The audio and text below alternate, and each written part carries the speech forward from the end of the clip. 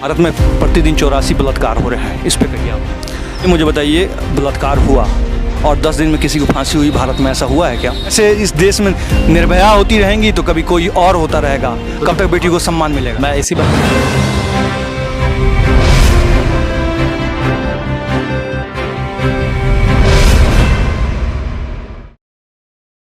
Delhi high court से लोकेश कुमार सिंह और हमारे साथ रंजन जी हैं, एडवोकेट। और ये जो प्रोटेस्ट कर रहे हैं, किस मुद्दे पे कर रहे हैं आप लोग? देखिए, हम लोग कलकत्ता में जो इतना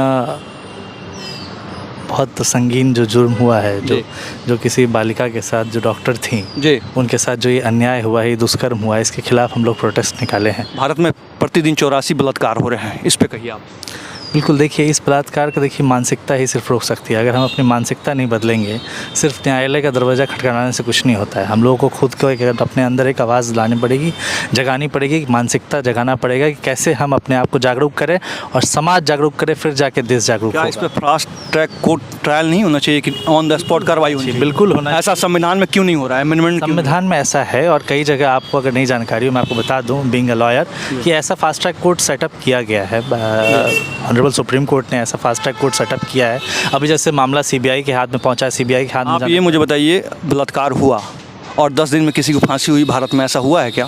देखिए, ऐसा आज तक नहीं हुआ है, क्योंकि संविधान में ऐसा एक प्रावधान है कि जो है किसी को डिफेंड करने का भी राइट मिलता है। अगर आप देखेंगे, बेटी को बलात्कार कर दें, डिफेंड करेंगे? देखिए, बेटी तो सबकी बेटी होती है ना। आपकी बात बिल्कुल सच। हर बेटी जो है किसी की माँ है, बहन है, पत्नी है, बेटी है। क्या 84 बलात्कार के प्रोटेस्ट में जो आप लोग कर रहे हैं, प्रोटेस्ट कर रहे हैं ये लोग पूरा, मुझे बहुत गर्व हुआ, लेकिन न्याय कब मिलेगा? कब तक ऐसे इस देश में निर्भया होती रहेंगी तो कभी कोई और होता रहेगा? कब तक बेटी को सम्मान मिलेगा? मैं इसी बात पे आना चाह रहा हूँ। आपने बहुत बिल्कुल सही बात आपने कही, और न्याय मिलना बहुत अति आवश्यक है। और न्याय जितना जल्द मिले, हम लोगों के लिए भी यही बात है कि न्याय जितना जल्द मिले, वो हम लोग चाहते हैं कि जितना जल्द मिल जाए न्याय। क्योंकि ये सिर्फ उनकी बेटी नहीं थी, किसी एक इंसान की मृत्यु की बात नहीं है, किसी एक इंसान के साथ बलात्कार की बात नहीं। उसके बाद आपने देखा मुजफ्फरपुर बिहार की घटना, उसके बाद आपने देखा आसनसोल की घटना, आप देखिए लगातार से उत्तराखंड की घटना, उत्तराखंड की घटना, आप देखिए आए दिन एक ना एक घटना होती जा रही है। तो देखिए, घटनाएं रुक नहीं रही हैं, चूंकि हम लोगों को एक रोकेंगे कैसे? एक ऐसा हम लोगों को स्टिग्मा सेट, वो न्याय प्रणाली जो 4 साल लग जाएगा निर्भया वाले को न्याय दिलाने में, ऐसा अगर हम लोग करेंगे फिर तो न्याय प्रणाली फिर हमारी कोई इसी काम की नहीं है। अगर हम लोगों को इनको कुछ सबक सिखाना है कि एक को अगर कुछ ऐसा सबक मिल जाए जिससे उसके आने वाली पीढ़ी तक कांपे कि भाई ऐसा कांड हम नहीं करें, ऐसा काम नहीं करें। क्यों जुडिशियल सिस्टम जो है पुलिस को पावर इतना क्यों नहीं दे रही है ऑन द स्पॉट इनकाउंटर?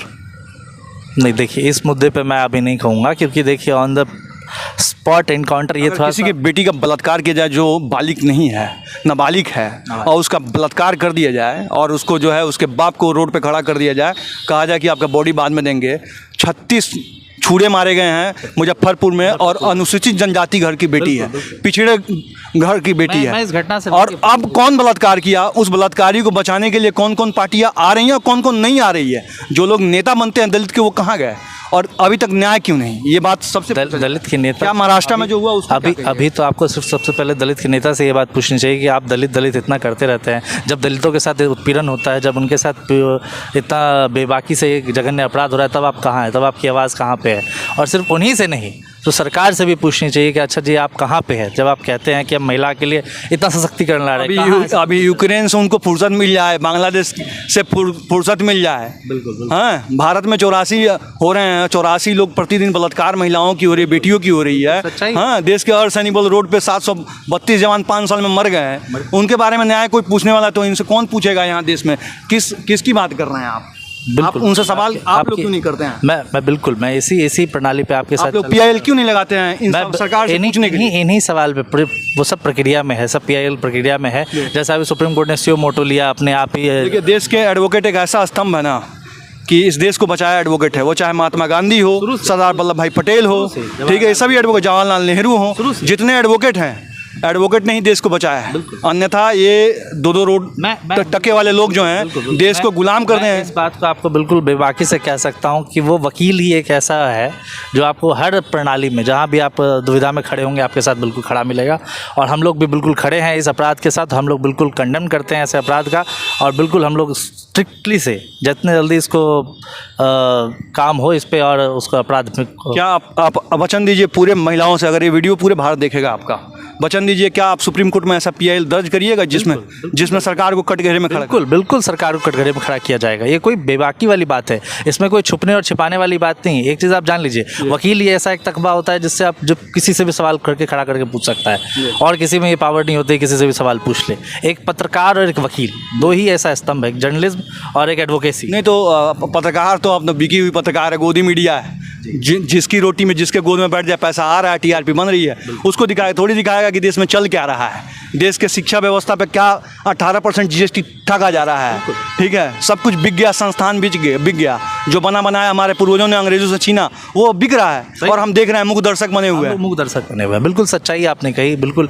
इस बात पे तो और हम लोग को प्रकाश डालनी चाहिए कि एक तो हमारी जो मीडिया है, मीडिया हमारी वो काम नहीं कर रही है जो पहले इनको करना चाहिए था। क्योंकि पहले अगर जैसे काम करती मीडिया, अगर 2014 से पहले ये कहती है कि कुछ नहीं था, तो 2014 से पहले कैसे सरकार चल रही थी आप ये बताइए। 2014 से पहले क्या हम खाना नहीं खा रहे थे, क्या हम कपड़ा नहीं पहन रहे थे, क्या हम घर में नहीं रह रहे थे, सब कुछ हो रहा था वैसा ही। तो ऐसा 2014 से पहले हिंदू मुस्लिम कम हो रहा था, बिल्कुल कम हो रहा था। मैं इस बात से सहमत 2014 से पहले जो है, इस बात से सहमत। ठीक है, घोटाले तो हो रहे थे, लेकिन ऐसा नहीं हो रहा था कि एक बार इलेक्टोरल बॉन्ड में करोड़ों रुपया इधर से दो और उधर से खा लो।